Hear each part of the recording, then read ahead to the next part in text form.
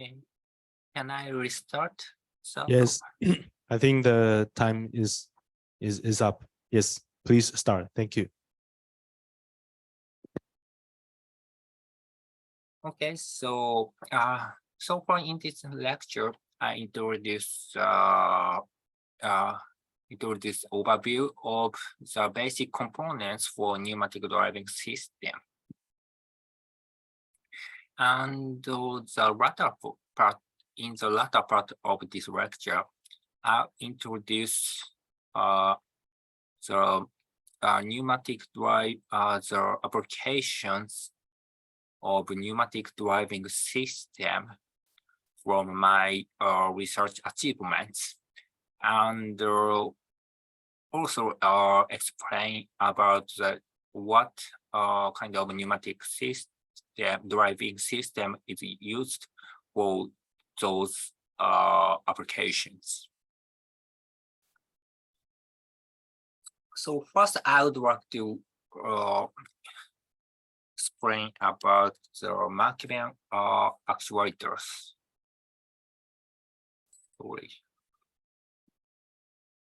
So Mach-E in our group, so honestly study about Mach-E special Mach-E artificial muscle.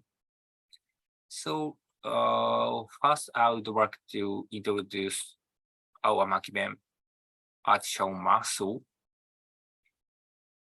So this figure, this slide shows the conventional Mach-E rubber actuators or Mach-E artificial muscles. So this actuator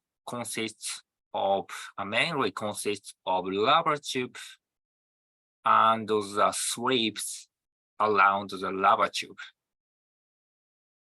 When we apply the air pressure, the rubber tube expands, but thanks to the sweeps around the tube, the actuator can contract like this. So depends on the how to braid the sweeps. It can also extend, but in many cases, it used as actuator generating the contraction motion.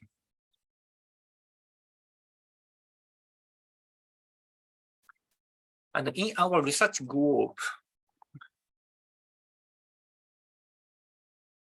so we studied, we have many studies about thin pneumatic action muscle. The driving principle is completely same as the conventional Mach-E muscle, but the diameter is very small compared to the conventional Mach-E muscle. So it can arrange in the bent state, or it can operate or actuate even in the bent state. So we can use like this. So this movie is bundled thin Mach-E muscle. It's very similar. It has a very similar appearance to the actual muscles, and it can also use many various shapes like this. So using this thin Mach-E muscle, we have many studies. So moving fabrics is one of the representative study topic using this thin Mach-E muscle like this.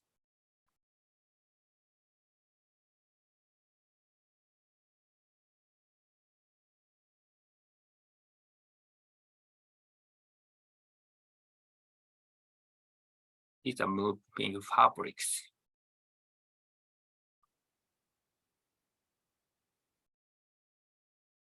So by using these moving fabrics, so we developed the assistive orthosis like this, or supporting device for lower back, and the soft gripper. It can fix the shape by applying the pressure. This.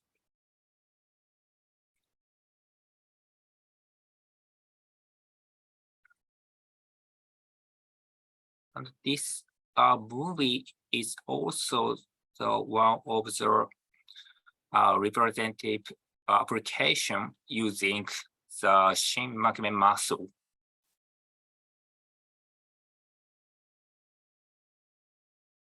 So we applied this shin magnet muscle to the muscle skeletal model like this. And as you can see, the skeletal model can move like very similar to the actual motions. So these are also the muscle skeletal application using shin magnet muscle. Not only the arms or legs, but also we apply shin magnet muscle to the trunk. This.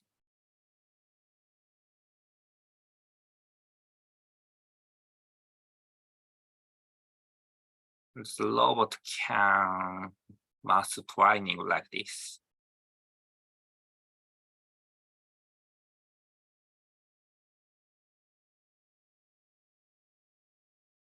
So basically, this muscle skeletal robot is controlled with this kind of pneumatic driving system. So almost same as the pneumatic system I previously introduced. So the command which represents how to move. So it means which muscle should be moved. It's sent to the microcontroller from the computer PC. And the microcontroller just convert the serial communication data to the 20-bit digital data to the 20 solenoid bulbs. And there is no description, but there is a driving circuit for driving the solenoid bulbs. And the air pressure is generated by compressor, and the regulator regulates the pressure suitable for the axial muscles. And according to the data or command from the microcontroller, the solenoid bulb controls the air pressure from the compressors. And then the actuator is controls, as you can see from the movies.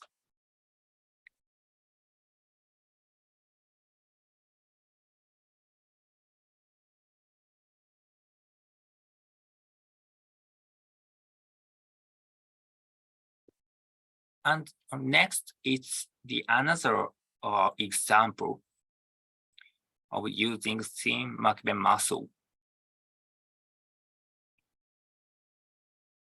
So this movie is shows the motion of thin magnet muscle.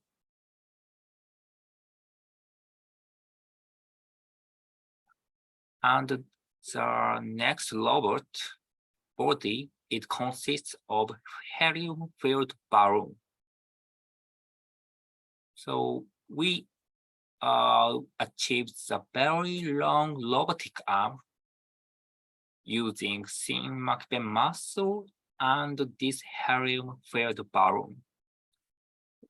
When we developed the long robotic arm, the gravity is a problem. So because when according to the increase of length of the robot, the effect of gravity drastically increases because the moment arm increases.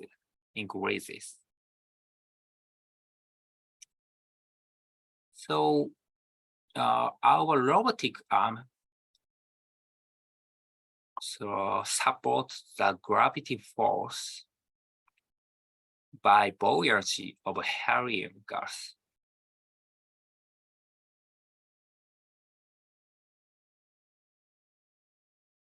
This photo shows the developed 20-meter robotic arm using the thin magnet muscle and the helium-filled balloon body.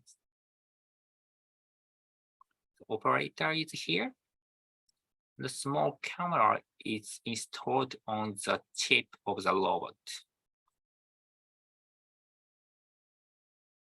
The softness is one of the important characteristics of pneumatic soft actuators, but lightness is also the important characteristics of the pneumatic soft actuators. So as you know, helium gas has a buoyancy in the air, but the buoyancy force is very small. So the actuator should be right. So we use the same magnet muscle.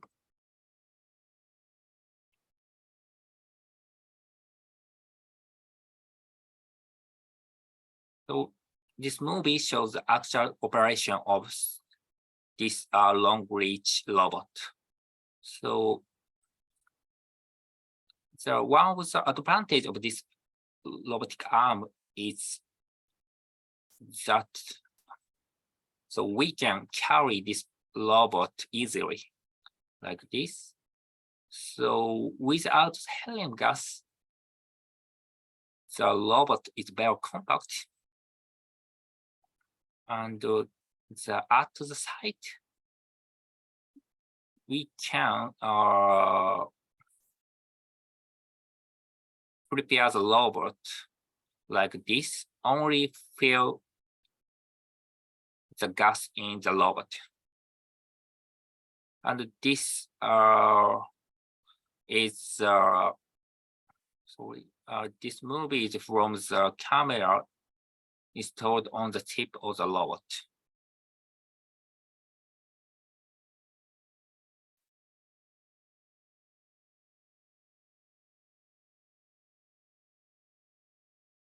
So we succeeded in the raise up the robotic arm with the 20-meter length.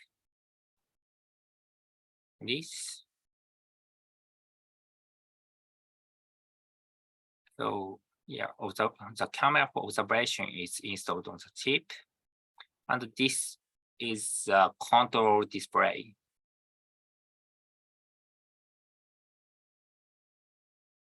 So this robotic arm has a very small load capacity compared to the general rigid robotic arm. So this robot is for observation.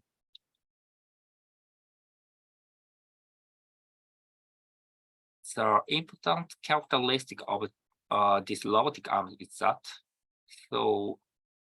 so we cannot precisely control the robotic arm, but so even the robot contacts the structures.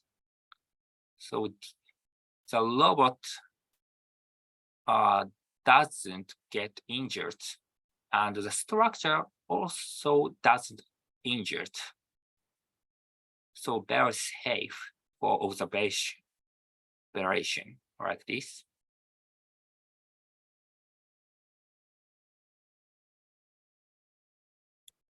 So in this movie, get into this hole and check here. And the arm contacts like this, but there's no damage on the robot and the structure.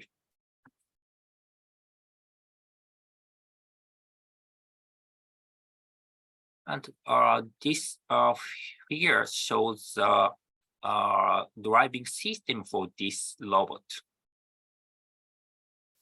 So because this robot is very light, the robot has a large effect by the airflow of the environment,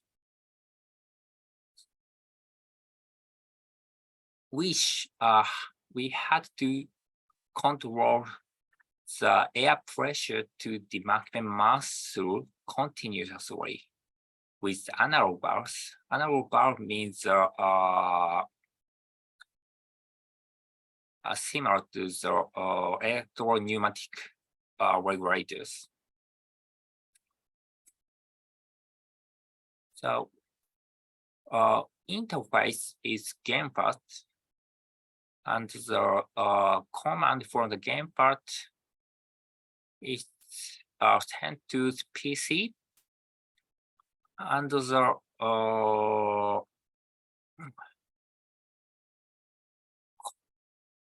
PC calculates how to move the actuator. It means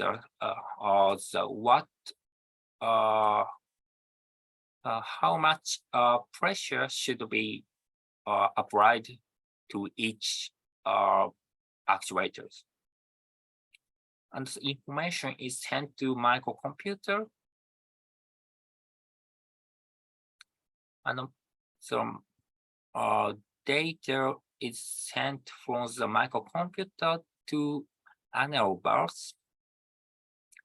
And this bar controls air pressure from compressor. And the airflow is the air pressure is sent to actual muscles and the robot actuated.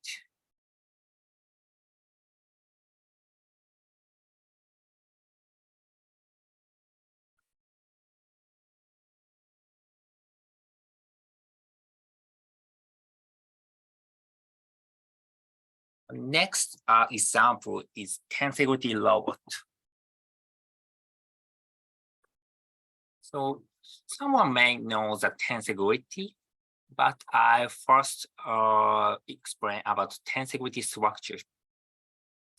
Tensegrity structure is consists of thread and strut like this, and thread only support the tension, and the strut and only support the compression force. And optimally arranged the two kinds of components. The strut is supported only by the thread like this.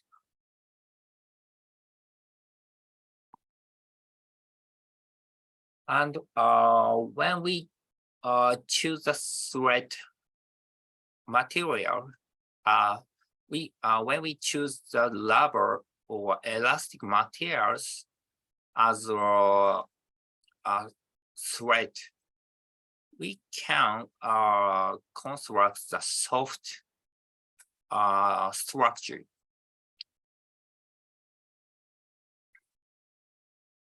So as you can see from the fact that the tensor structure often used for the architectures. The soft tensor structure is said to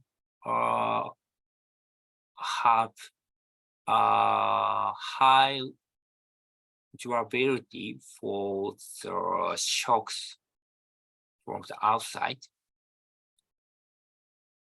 So many tensegrity robots are developed like this.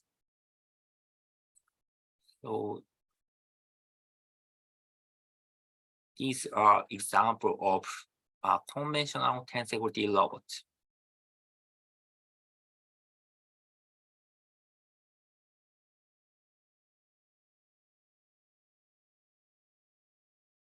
So this is also a pneumatic one.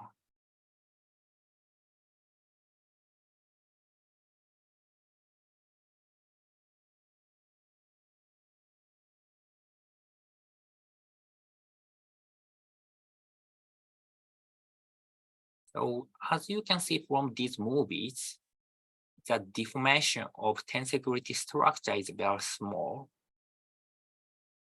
To keep the softness and lightweight, it is very difficult to achieve the large deformation.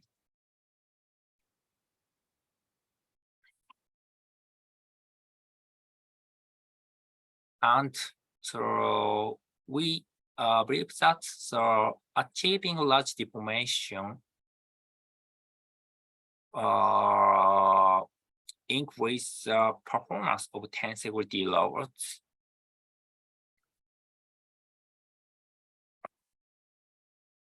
To achieve the large deformation of tensegrity structure, we combine the tensegrity structure and those thin magnet muscle.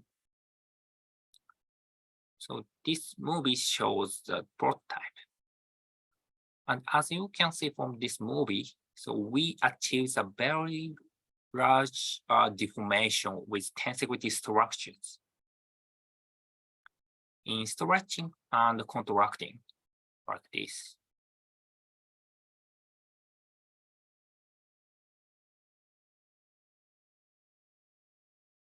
So,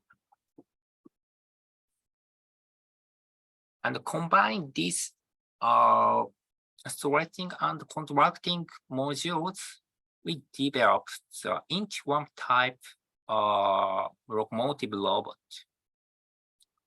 like this. Combination of 5 modules of this stretching and contracting module, the robot achieves the locomotive motion like this. This is horizontal locomotion. And this is the vertical locomotion.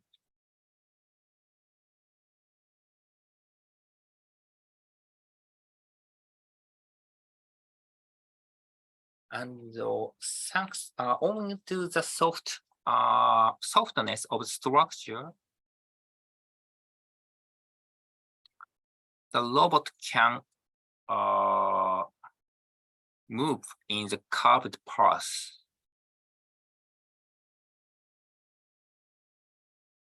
Nevertheless, the robot cannot bending.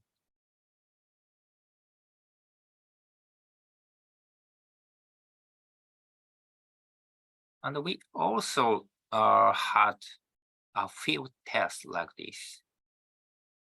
The robot can move this path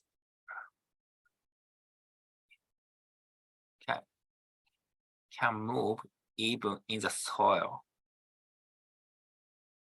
This.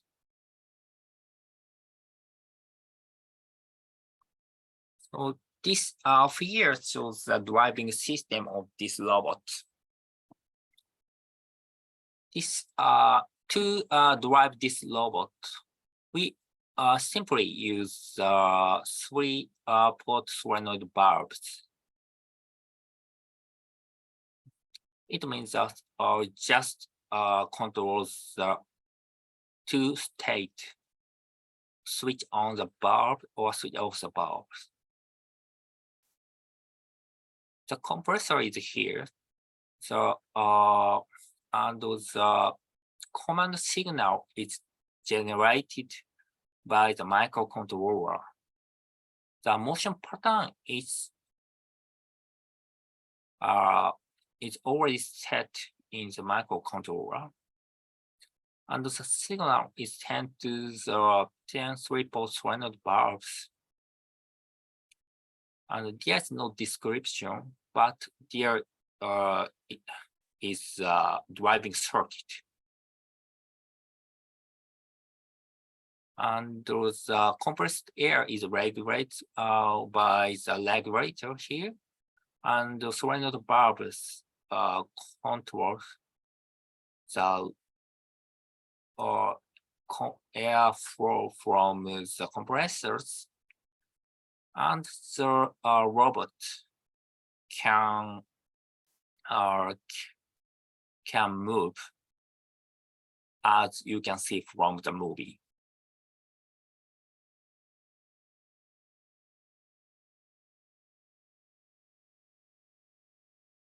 And we also succeeded in large bending motion.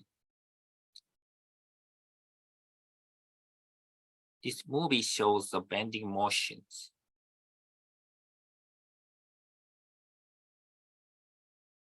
The range of the Shin-Makinen muscle is almost same as the contracting and stretching module.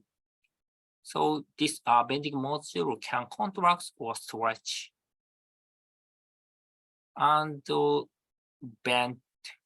bending in 6 different directions like this. And with the combination of these modules,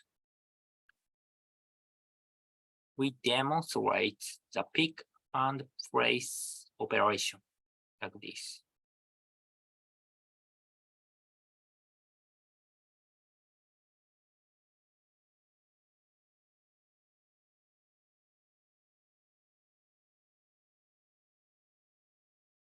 The robot grip the ball,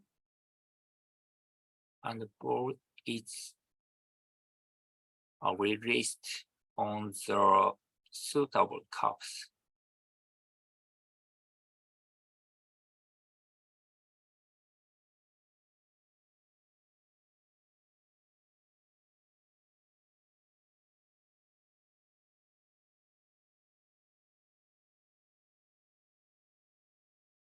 We also succeeded in torsion motion. The arrangement for torsion motion is a little bit different from the bending or contracting and stretching motion.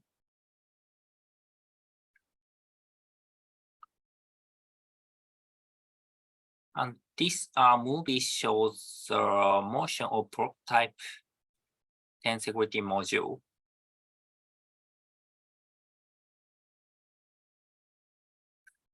I guess it's difficult to see the how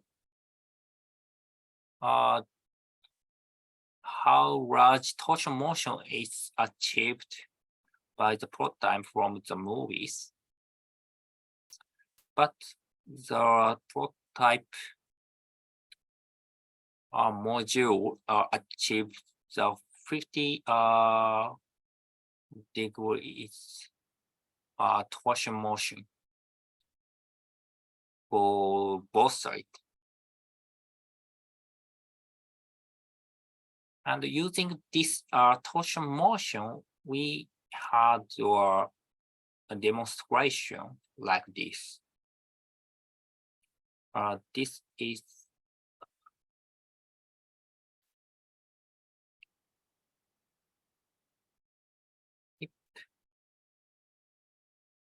catch the cap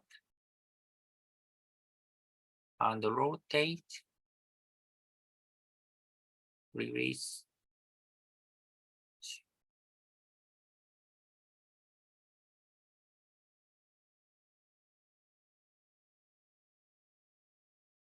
And we succeeded in removing the cap of the bottle.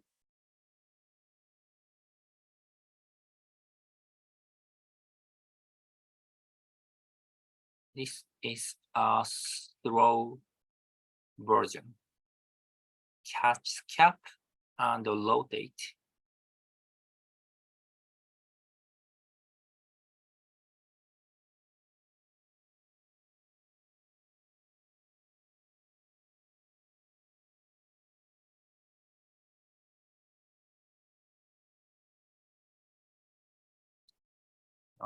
So we succeeded in removing the cap.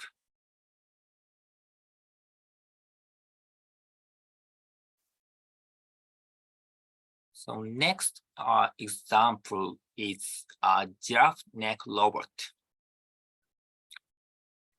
As you know, giraffe neck has very interesting characteristics. So it is very powerful. So the skull of the head, it's up to 30 kilogram. And also, it is also very flexible. It has 9 joints and 15 degrees of freedom. With the elastic joints and elastic tissues. And also, it is a very large mechanism considering the normal soft robots. The giraffe neck is total, the total length of giraffe neck is 2 meters long. So I would like to achieve this very attractive characteristic with soft robot. So I would like to apply this characteristic to robot mechanics.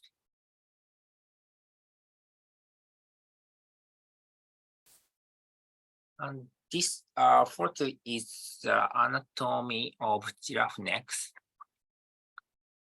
The dead body, when the giraffe was dead, the neck bends to the backward. So because of the nuchal ligament here. So as I explained in the long robotic arm using the helium-filled balloon and thin muscle,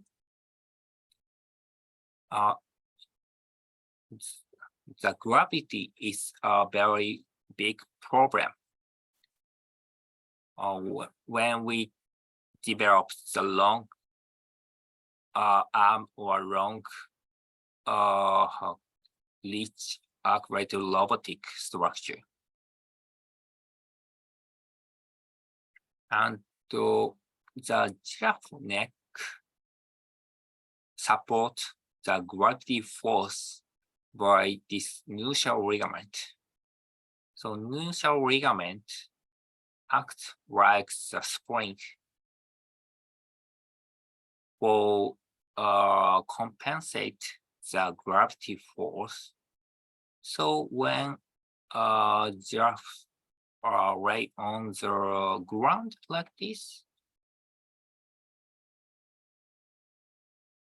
the neck go bend backwards like this.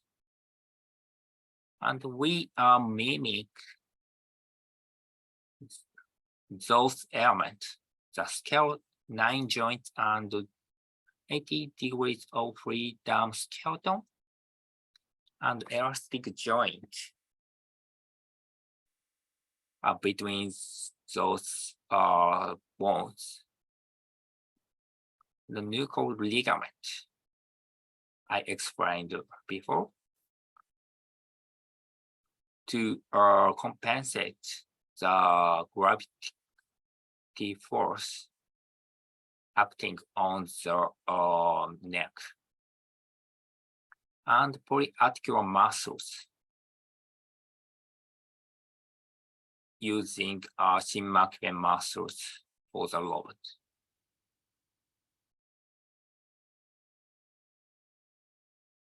So this figure shows a prototype of the giraffe neck robot. The size is half of actual giraffe.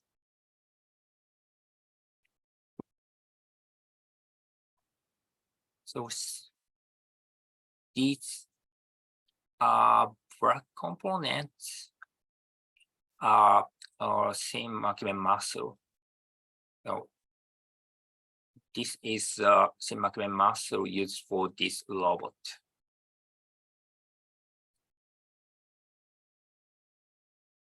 And the elastic joint is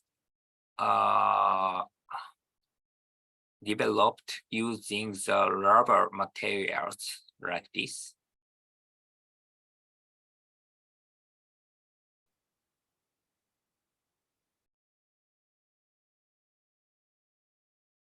And the skeletons are fabricated by 3D printers from the 3D data of actual giraffe.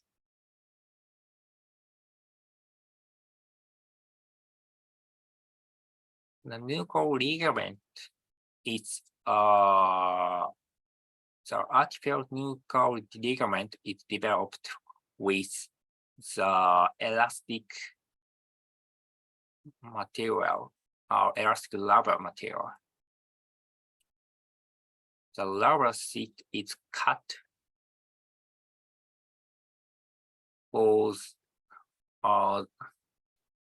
cut like this and set to this robot.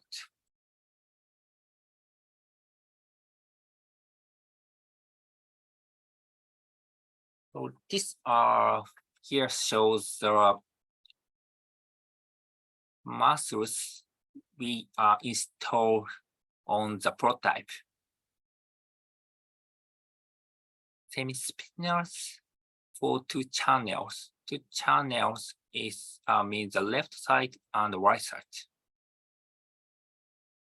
Longissimus surfaces for 2 channels like this, and the 2 channel also means the left side and the right side of the robot.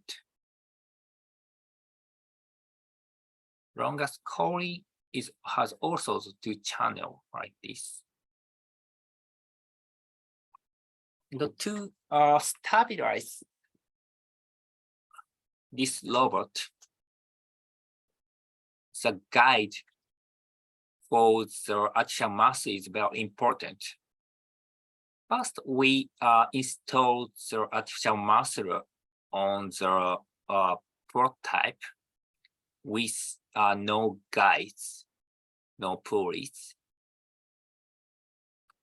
So the prototype shows the buckling phenomenon like this.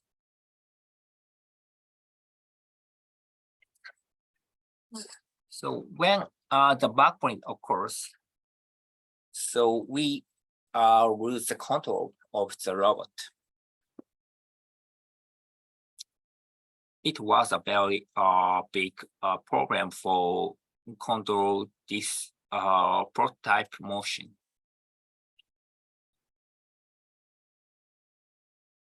To stabilize this robot,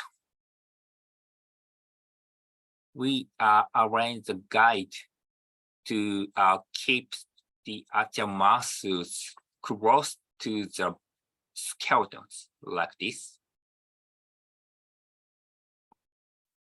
So in actual giraffe giraffe neck or other animals, the muscles are kept close to the bones by some soft tissues. So these guys reproduce those soft tissue performance. So this movie shows the actual motion of this giraffe neck robot. So this movie shows the flexion and extension.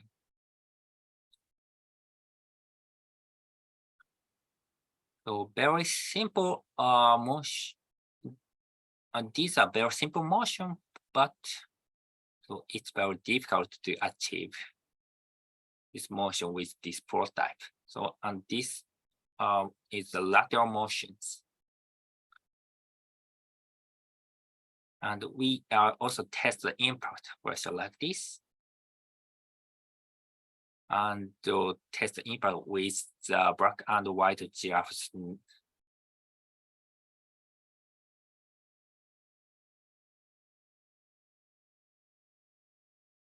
And we also tested the flexibility. Flexibility means the shape adaptability, this robot. And put the cylindrical shaped object like this and operate the giraffe neck going to this object. And it shows some shape adaptability like this. So this photo shows the pitch direction. And this photo is your direction.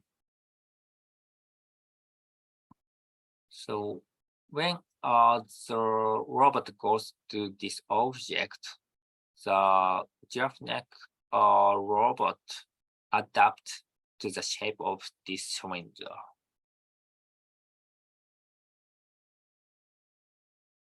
And this slide shows the control system of this giraffe neck robot. The motion data is generated with PC, and the microcontroller generate the command to the electro-pneumatic regulator.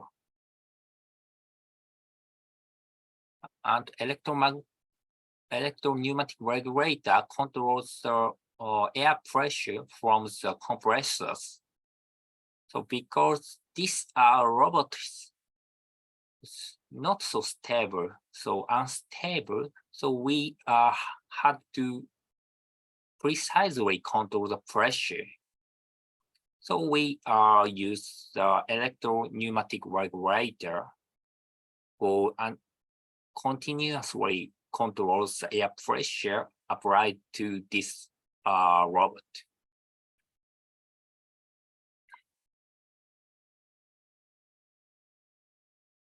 So far, I introduced some examples for using the solenoid bulbs or electro pneumatic regulators. Those means the on-off control or continuous control of the pressure control.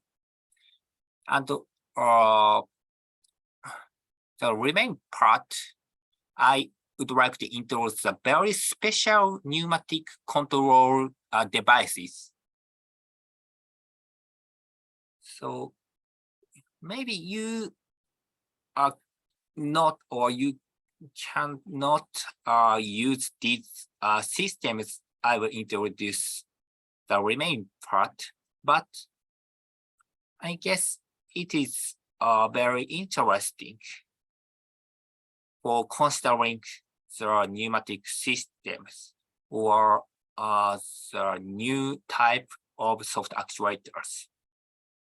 As you can see so far, the pneumatic control system is consists of many components, including compressors, regulators, valves, hoses, controllers. So compared to the soft pneumatic robot, so even if the robot is lightweight and simple and comfort, the system is very bulky. So the one of the option to simplify the pneumatic system is electrically controlling the pneumatic pressure. To develop the simple and electrically controllable pneumatic system, we focus on the electrolysis and synthesis reaction. This slide shows very simple simply explains the principle of how to control the pressure using electrolysis and synthesis reaction. So this component is consists of ion exchange membrane and electrodes. So electrodes is arranged on the both sides of ion exchange membrane. When we apply the voltage on these electrodes, the water is separated into oxygen and hydrogen, like this. It means that, so when we by applying the voltage, we can generate the pneumatic pressure. And when with the condition that one electrode contacts to the hydrogen and the other electrode contact to oxygen.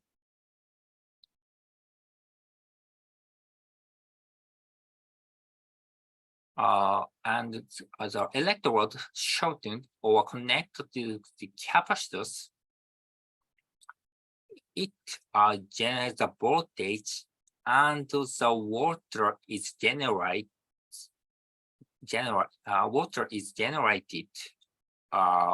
with oxygen and hydrogen. So this is the same as the fuel cell reaction. And by these principles, we can control the air pressure with electrical operation. So this is a prototype for controlling the air gas pressure with this principle. For PFC means the fuel cell.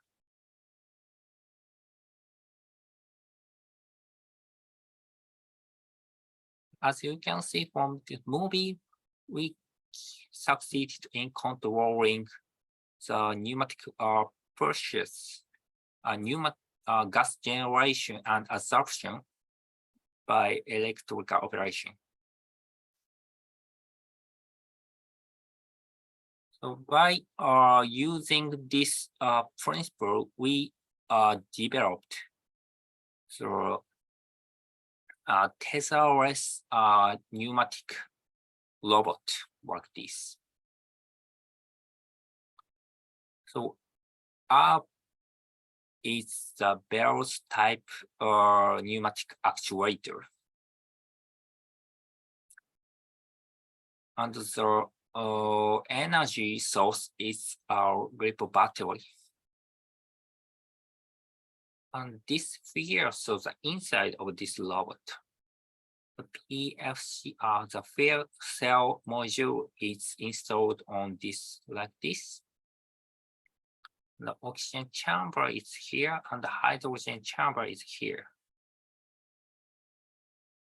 So when we apply the voltage, the water is separated into oxygen and hydrogen, and the pressure increases and arm bending. When we shorten or shorten the electric circuit, so water is generated by with oxygen and hydrogen, and the pressure decreases and arm extends. So this movie shows actual motion of this robot.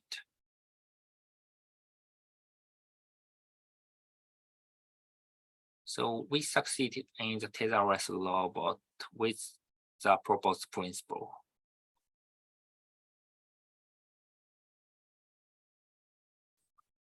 So this movie just shows the bending motion, but it also succeeded in extending motion. It means that depressurized operation also succeeded.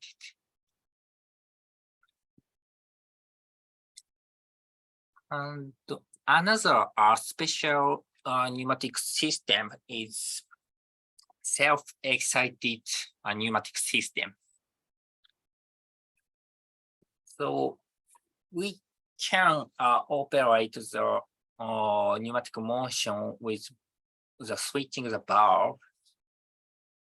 but the valve often has a bulky body and the large weight. And this self-excited pneumatic actuator can be generated the oscillating motion with constant air application. This and this here shows the principle of this actuator. Just apply the air pressure here. The flow goes like this. And this airflow shows the torque in this direction and goes to the state of this sphere. In this state, the flow path changed and the flow goes this direction and the torque in opposite direction generates and repeat this process. And this movie shows the actual motion of this actuator. Without the valve, it succeeded in oscillating motion. So this flapping robot is one of the application of this actuator. So the whole structure is fabricated with the 3D printer at once. And just put air pressure here. By just applying air pressure here, it can drive this. So air pressure is just applied from by this air tube. It can generate the flapping motion and generate the thrust force like this.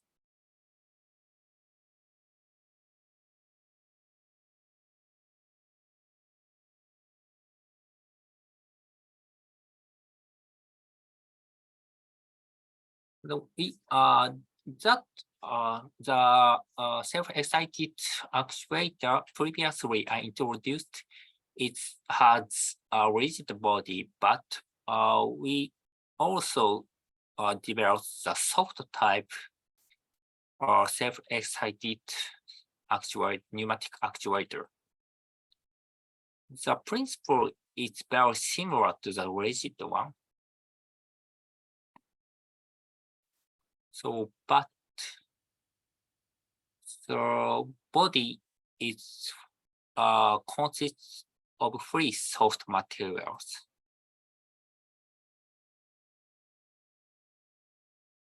The schematic figure of the actuator is here. It consists of the fixed wall and free wall. So owing to this free wall, the flow path can switch for right side and left side. This is the actuating principle. So first assuming this state, the air flow goes like this, and the torque in this direction generates and go in this direction.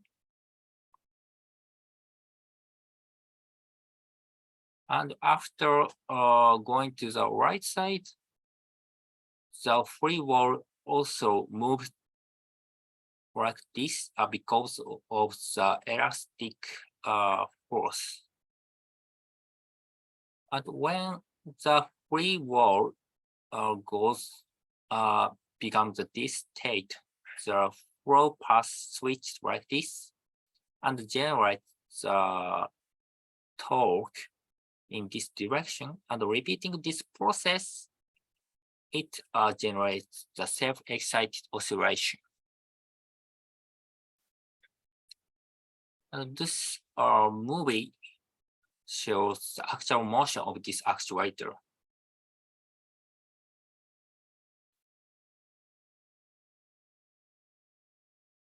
This, like this.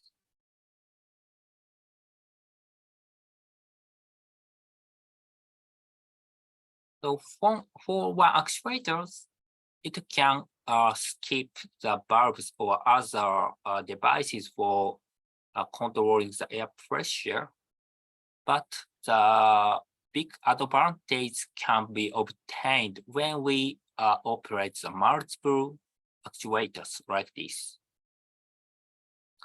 So this device using the 12 self-excited oscillation actuator like this, and the flow path is shared by all the actuators.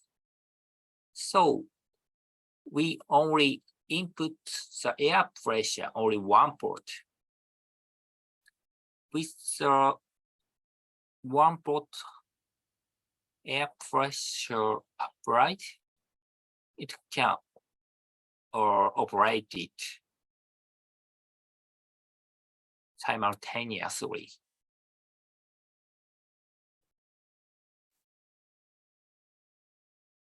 Okay, so that's all. So if there's any questions, I can answer. Thank you, Professor. Very complete introduction of various kinds of soft robots by pneumatic control. So do we have any questions from the students?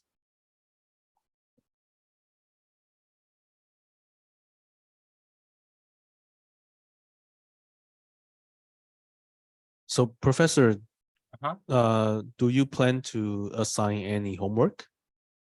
No, I don't have a plan for of homework. Okay. So no problem. If you have a question after the class, please send the email to this address. So Okay, if there's no question now, I'll read a little bit early, but I would like to finish the class. Yeah. Yes. So thank you, Professor, for this wonderful lecture. Thank you. Look Thank you. forward to meeting you sometime in the future in Japan. I also looking forward to seeing you. Okay, thanks Thank for you. listening. Thank you. Attendance. See you. Bye bye. Okay, so for